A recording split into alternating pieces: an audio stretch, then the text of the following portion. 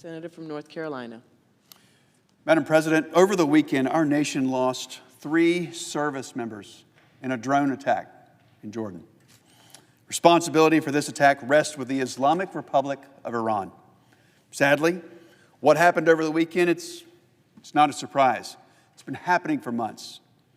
Iran and their proxies have launched more than 165 attacks against U.S. troops across the Middle East and countless more against commercial and military vessels in the Red Sea.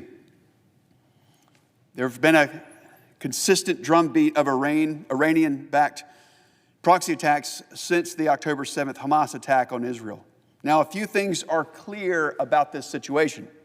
First, Iran and its proxies, they do not currently fear the United States. Second, Iran is intent on harming the United States or service members and our interests. Third, Iran is aiming to push the United States out of the Middle East in a bid for complete regional power. We can't let this takeover happen. Iranian dominance of the Middle East would jeopardize the free flow of international trade. It would endanger important energy resources, as well as damage America's counterterrorism efforts. And in the shadow of October 7th, if we were to abandon our Middle East allies, it would be open season on Israel and the Jewish people.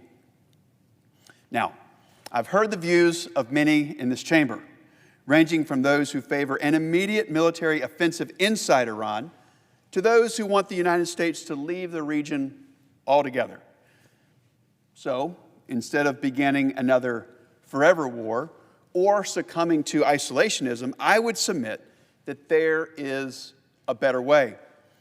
And we don't have to go back very far in history to find it. After a single American contractor was killed at the hands of Iran in 2019, President Trump ordered a strike that eliminated the head of Iran's Revolutionary Guard Corps Quds Force, Qasem Soleimani.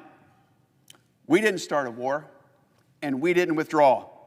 We simply sent Iran's leaders a very clear message. That is, if you kill Americans, you will forfeit your life. And Iran pulled back. That is deterrence. When all nations know for certain that we are willing to act in defense of our people, it is that clear understanding that actually prevents a wider conflict. And it's a breakdown in clarity that is provoking the Iranians to continue taking more dangerous and ultimately deadly shots at U.S. forces abroad. We must end the failed Biden policy of appeasement towards Iran.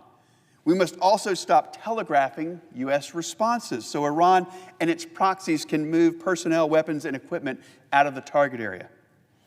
Weakness only invites further aggression. We must reestablish deterrence, and we must respond with the strength that this moment requires. No more half measures, hesitation, or muddled messages. Iran and their proxies must know that when the United States of America tells them to stop, then we mean it, and we're willing to do something about it. Without a strong response, the risk of escalation only increases, and with it, the danger to America. One other note before I yield the floor. All of my colleagues and I are here today to stand shoulder to shoulder with the nation of Israel. They are one of our closest friends and allies. That's why it's highly disturbing to read reports that the Biden administration is reviewing options to reward the extremism and barbarism of Hamas by unilaterally recognizing a Palestinian state.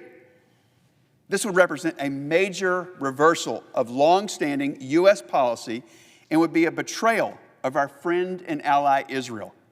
The Biden administration must abandon any consideration of such a dangerous and foolish proposal. I yield the floor.